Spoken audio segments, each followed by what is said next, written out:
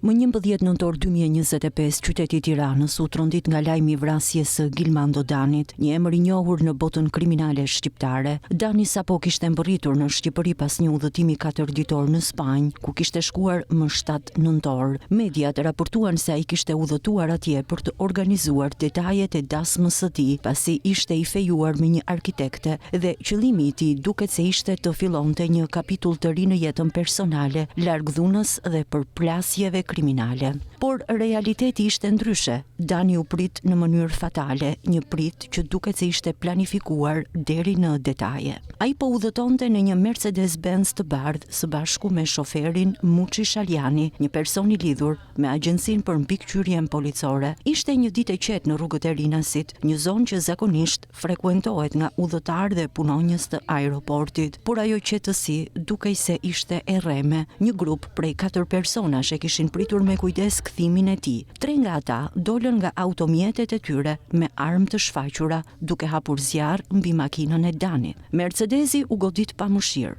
Automjeti humbi kontrollin, përplasjet dhe zhurma e plumbave tronditën ajrin e qetë të mesditës. Mbi të u lëshuan rreth 50 plumba, nga të cilët mbi 20 u gjetën më vonë në trupin e Danit. Por atentatorët nuk ndaluan këtu. Shaljani, i shokuar dhe i plagosur rënd, mbeti brenda makinës, ndërsa autorët e atentatit dëshironin të siguroheshin se gjithçka ishte kryer me sukses. Njëri prej tyre, me Kalashnikov në dorë, ju afrua makinës për ta goditur përfundimisht Danin, por arma u bllokua, nuk u dorëzuan. Një tjetër bashkpunëtor afrohet dhe me një pistolet godet disa herë trupin e tij, duke u siguruar se atentati ishte i përfunduar. Ngjarja zgjati më pak se 3 minuta, por pasojat ishin dramatike. Zhurma e plumbave tronditi të gjithë zonën e aeroportit, duke lënë pas shok të merr dhe policë të alarmuar. Një nga të ndodhurit mbeti në gjendje tronditjeje të thellë, ndërsa shumë qytetarë që ndodheshin rreth e rrotull pan tmerrin e një ekzekutimi mafioz të hapur. Pavarësisht se është një nga zonat më të mbipopulluara dhe më të siguruara të Tiranës, atentatorët treguan vendosmëri dhe profesionalizëm të tmerrshëm kriminal, duke rrezikuar shumë jetë të pafajshme për të arritur objektivin e tyre. Pas atentatit autorët nuk u ndalën, ata u larguan me shpejtësi drejt fushkrujës, duke kaluar nëpërmjet fshatit Halil, ku më vonë makina e djegur dhe armët u gjetën të fshehura. Të gjitha gjurmët u përpoqën të fshihen, duke bërë që policia të përballej me një hetim kompleks dhe të vështirë. Hetimet fillestare treguan se atentati mund të ketë lidhje me rivalitete të brendshme brenda botës kriminale shqiptare, por edhe me rrjete ndërkombëtare që ndiqnin aktivitetet e Danit. Disa prej tyre shtriheshin deri në Spanjë, vendin ku Dani kishte qëndruar vetëm disa ditë para vdekjes së tij. Kjo ngjarje tregoi se për Gilmando Danin, liria e sapo fituar pas burgimit nuk ishte më se një iluzion i rrezikshëm. Ai po përpiqej të ndërtonte një jetë të re, të qëndrueshme, të ndikuar nga dashuria dhe aspiratat për familje, por e kaluara e tij kriminale, rivalitetet e shumta dhe pozicioni i tij si krau i djathtë i Emiliano Shullazit e bën atë një objektiv të qartë për vrasje. Por rreth ekzekutimit, detajet e tmerrshme bën ngjarjen edhe më njerëzore. Plumbat, tmerri i shoferit, frika e qytetarëve dhe vendosmëria e atentatorëve tregojnë se kjo nuk ishte thjesht një ngjarje kriminale, ishte një akt i përkujdesur, i përgatitur deri në detaje, që la pas dhimbje, tmerr dhe pyetje mbi sigurinë në qytet. Fundi i Danit nuk ishte thjesht fundi i një karriere kriminale, ishte përfundimi tragjik i një njeriu që për disa ditë kishte ëndërruar një jetë tjetër larg dhunës, ndoshta duke planifikuar një dasmë, duke bërë plane për të ardhmen, por që u rrëmbye nga realiteti brutal i rivaliteteve dhe tradhtive. Ekzekutimi i tij nuk la vetëm një trup të vrarë, por një kujtesë të ashpër për secilin që është përfshirë në këtë botë. Dhuna dhe frika nuk ndalen kurrë dhe liria është gjithmonë e pasigurt. Kush ishte Gilmando Dani, lidhjet e kaluara dhe konfliktet? Gilmando Dani nuk ishte një emër i panjohur në botën kriminale shqiptare dhe për policinë. I rritur në periferi të Tiranës, ai u fut që herët në rrugën e dhunës dhe të krimit. Një pjesë e hershme e jetës së tij u karakterizua nga ndërveprime me grupe të vogla kriminale lokale, ku shkëlqeu për vendosmëri dhe aftësi për organizimin e aktiviteteve të paligjshme. Dani gradualisht u bë pjesë e një strukture më të madhe kriminale, duke u lidhur ngushtë me rrjetin e Emiliano Shullazit, një nga emrat më të fuqishëm të botës së organizuar të krimit në Shqipëri. Ai nuk ishte thjesht një pjesëtar, Shullazi e konsideronte Danin si një nga njerëzit e besuar, një ekzekutor dhe koordinuesi operacioneve që kërkonin vendosmëri dhe profesionalizëm. Në këtë rol, Dani ishte gjithmonë afër zemrës së vendimeve të rëndësishme, duke përfshirë negociata për territore, kontrollin e trafikut të drogës dhe eliminimin e kërcënimeve të brendshme. Por fuqia dhe lidhjet e tij sollën edhe armiqësi. Gilmando Dani u përfshi shpesh në konflikte me grupe rivale që kërkonin të fitonin ndikim në Tiranë dhe rrethina. Rivaliteti nuk ishte thjesht territorial, shpesh ishte edhe personal. Disa nga këto përplasje përfunduan me atentate të dështuara, kërcënime të hapura dhe përplasje të dhunshme në rrugët e qytetit. Vetëm një pjesë e këtyre konflikteve u bën publike, por burime të sigurta tregojnë se Dani ishte shpesh në vijën e parë të këtyre grindjeve duke u përpjekur të ruante fuqinë e Shullazit dhe sigurinë e vetes. Një aspekt tjetër i rëndësishëm ishte përpjekja e tij për t'u larguar nga kjo botë. Pas daljes nga burgu, duket se Dani synonte të ndërtonte një jetë të re, të përqendruar në marrëdhënie dhe plane familjare. Mediat raportuan lidhjen e tij me një arkitekte dhe planet për një dasmë në Spanjë, një shenjë se ai kërkonte një rrugdalje nga dhuna dhe krimi. Por e kaluara e tij nuk e lejoi atë të ikë kaq lehtë. Konfliktet e vjetra, rivalitetet dhe gjurmët që kishte lënë brenda botës kriminale e bën objektiv të qartë për atentate. Një fakt, atentati i fundit nuk ishte thjesht një akt rastësor, ishte kulmi i tensioneve të grumbulluara. Shumë prej grupeve rivale që ai kishte sfiduar gjatë viteve kishin motivet e tyre për hakmarrje. Në këtë kontekst, vrasja e Danit ishte një mesazh. Pavarësisht se dikush tenton të ndërtojë një jetë normale, e kaluara mund të arrijë kudo. Dani, përveç se ishte një njeri vendosur dhe strategjik, ishte gjithashtu njeri që kishte ndjenja, frikë dhe ëndra, planet për martesë dhe një jetë të re. Tregojnë përpjekjet e tij për t'u larguar nga dhuna, për t'u bërë thjesht një njeri normal, por lidhjet e tij me Shullazin dhe historia e përplasjes me grupet rivale e bën këtë ëndër të pamundur. Dokumentet gjyqësore tregojnë se Gilmando Dani u arrestua për herë të parë në shkurt të vitit 2006 nga forcat speciale Renea, pas një urdhër kërkimi lëshuar ndaj tij për akuzat e mbajtjes pa leje të armëve luftarake dhe vjedhjes. Aso kohë u dënua me 2 vjet e 8 muaj burgim, por ky nuk do të ishte dënimi i vetëm që ai do të merrte nga drejtësia shqiptare. Më vonë ai sërish përfundoi në burg në vitin 2012, ku u gjet fajtor për veprën penale të prodhim dhe mbajtje pa leje të armëve luftarake dhe municionit, për të cilën u dënua vetëm me 1 vit heqje lirie, edhe pse ligji i kohës parashikonte dënime shumë të ashpra. I riu rifitoi lirinë për të përfunduar 4 vite më vonë sërish në dyert e drejtësisë. U arrestua në vitin 2016, ku u dënua me 12 vite burg për veprat penale që kanë të bëjnë me gjobvënie dhe pjesëmarrje të organizatës kriminale drejtuar nga Emiliano Shullazi. Sipas vendimit të gjykatës, Dani së bashku me Emiliano Shullazin, Endrit Zelën dhe Edrit Qyqen kishin kërcënuar dhe gjobitur biznesmenin Ylvi Beqia, duke i marrë 5 herë çeqe bankare me 33% të ish hotelit Volga në Durrës. Ai u dënua për veprën penale të shtrëngimit me anë të kanosjes për marrje pasurie kryer në formën e grupit të strukturuar kriminal. Grupi i Shullazit u dënua në total me 55 vite burg, ndërsa kreu i bandës Emiliano Shullazi mori 14 vite dhe aktualisht është nën hetim nga prokuroria e posaçme për vepra penale të tjera të rënda. Megjithatë, pas arrestimit, Dani përdori të gjitha manovrat ligjore që do t'i mundësonin lirimin e hershëm. Ende pa marrë një vendim të formës së prerë nga gjykata e krimeve të rënda, ai u drejtua gjykatave të rretheve për të përfituar ulje dënimi dhe kërkesat e tij u miratuan nga drejtorët e burgjeve ku ai vuante dënimin. Fillimisht Dani përfitoi një ulje dënimi prej 2 vite, 9 muaj e 23 ditë për shkak të ligjit që llogarit kohën e paraburgimit gjatë pritjes së përfundimit hetimit gjyqësor dhe marrjes së vendimit të formës së prerë. Por menjëherë pas miratimit të kësaj kërkese, rezulton se Gilmando Dani i është drejtuar sërish gjykatës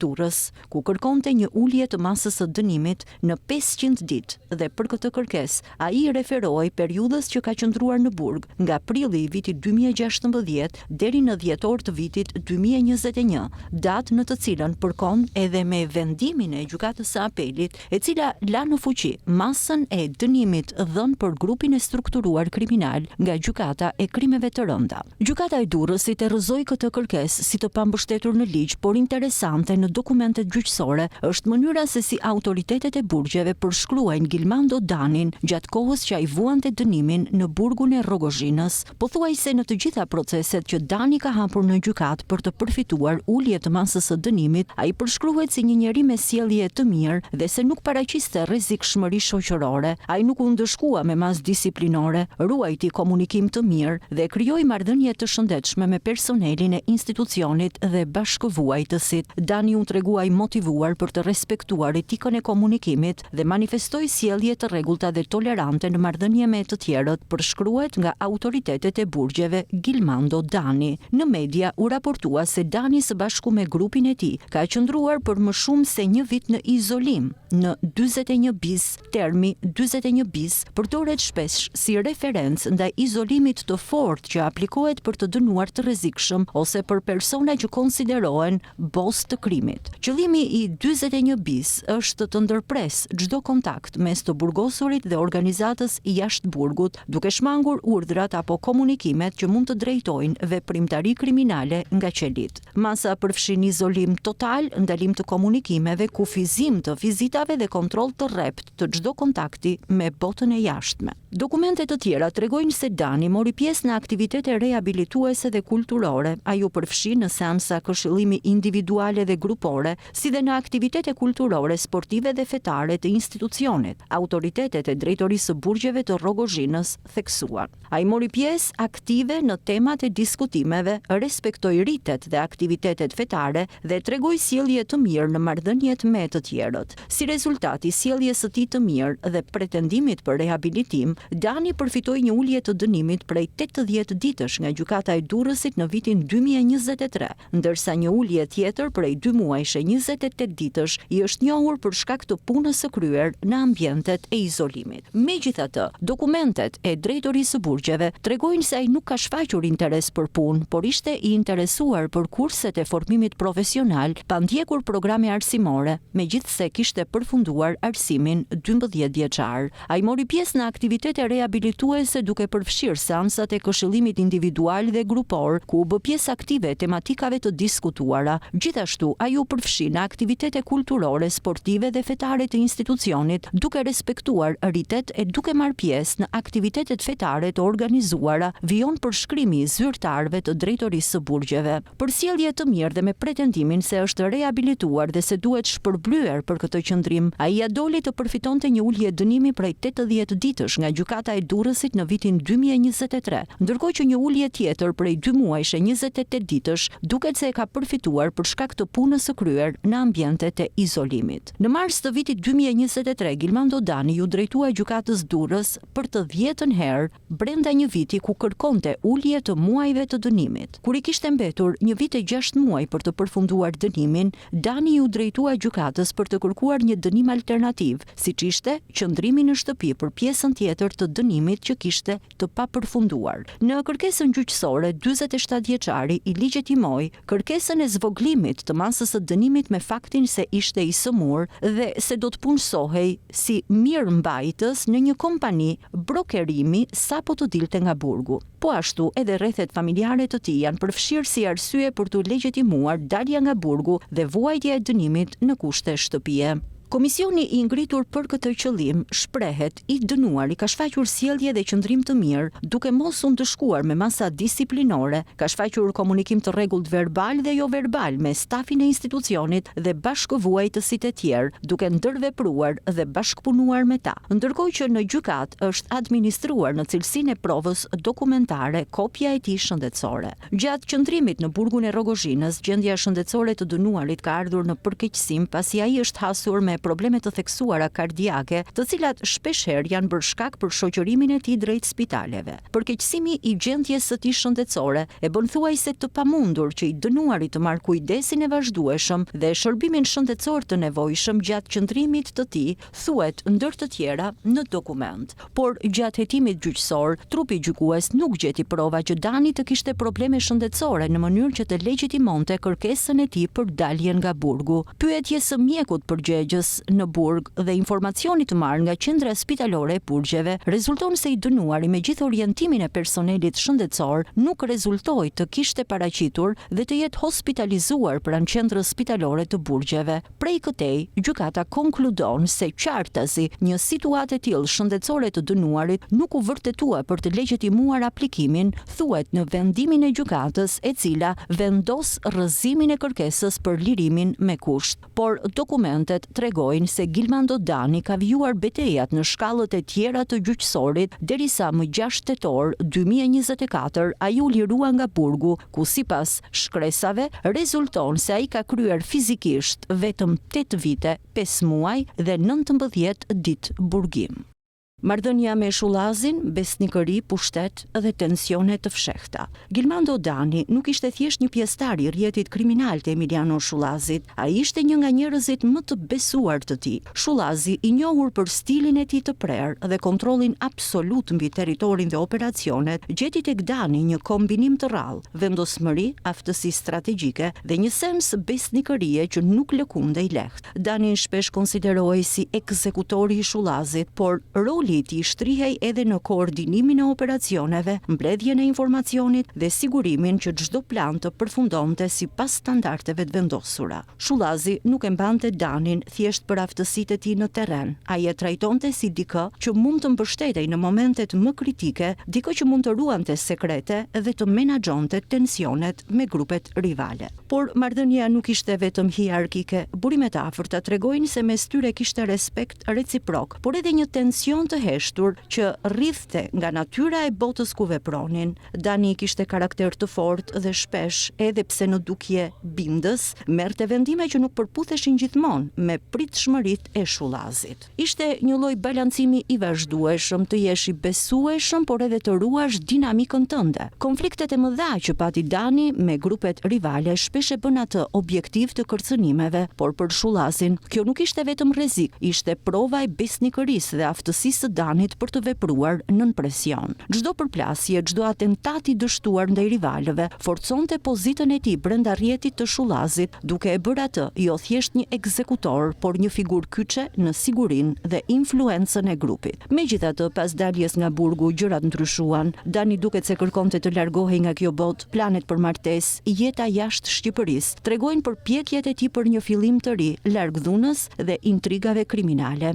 Për Shullazin, ky ndryshim mund të kishte qenë shqetësues. Një nga njerëzit më të besuar po largohej duke e lënë rrjetin të ekspozuar ndaj rivalëve. Nuk dihet nëse ky largim i Danit ndikoi në vendimin e rivalëve për atentatin, por padyshim e bën historinë edhe më tragjike. Një njeri që përpiqej të ndërtonte një jetë normale u përplas me të kaluarën e tij të pashmangshme. Në këtë mënyrë, marrëdhënia Dani Shullazi ishte komplekse, besnikëri e pakushtëzuar, respekt, por edhe tension i heshtur dhe pasiguri për të ardhmen. Në fund, besnikëria e Danit ndaj Shullazit nuk mjaftoi për të shpëtuar nga gracka e rivalëve, duke e bërë historinë e tij një kombinim të dhimbshëm të pushtetit, rrezikut dhe tragjedisë njerëzore. Konfliktet me grupet rivale, lufta për territor dhe hakmarrje. Gilmando Dani nuk jetonte vetëm në hijen e Shullazit, ai ishte një figurë aktive në një territor ku çdo gabim mund të ishte fatal. Konfliktet me grupet rivale nuk ishin thjesht për para, por edhe për autoritet dhe respekt. Shumë prej tyre shikonin Danin si një pengesë të drejtë për drejtë ndaj planeve të tyre për të zgjeruar ndikimin.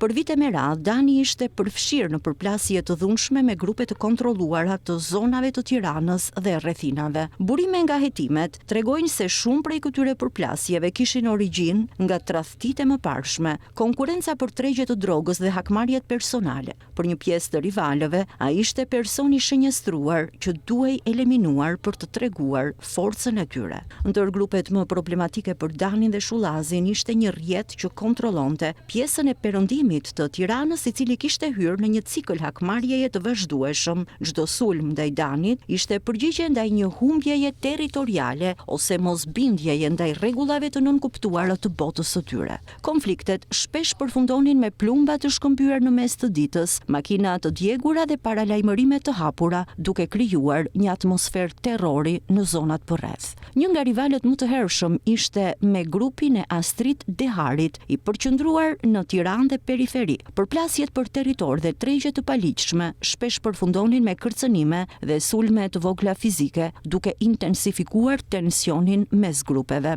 Rivaliteti me Armando Brokaj lidhej me kontrollin e biznesit dhe mbledhjen e taksave nga dyqane dhe restorante pranë aeroportit Rinas dhe Durrësit. Tentativa ekzekutimi dhe sulme me armë të drejtuara nga grupi rival u shënjestruan gjatë viteve, duke treguar për një kontroll të profesionalizuar dhe të planifikuar. Dani përfaqësonte interesat e Shullazit në trafikun e drogës drejt Spanjës dhe Italisë, ku lindën konflikte me individ shqiptar që operonin brenda këtyre rrjeteve. Mosmarrveshjet financiare dhe tradhëtit brenda rrjetit të trafikut të drogës e bën atë objektiv të kërcënimeve. Disa ish pjesëtar të grupit të Shullazit që kishin krijuar rrjete të reja e shihnin Danin si pengesë për zgjerimin e influencës së tyre. Konfliktet për para, territor dhe kontroll e vun Danin në një situatë të rrezikshme. Dani megjithatë nuk ishte vetëm viktim, ai ishte një strateg i aftë i cili dinte të përdorte frikën dhe reputacionin e tij për të mbajtur rivalët larg ose për të negociuar në heshtje. Por pas daljes nga burgu, perceptimi ndryshoi.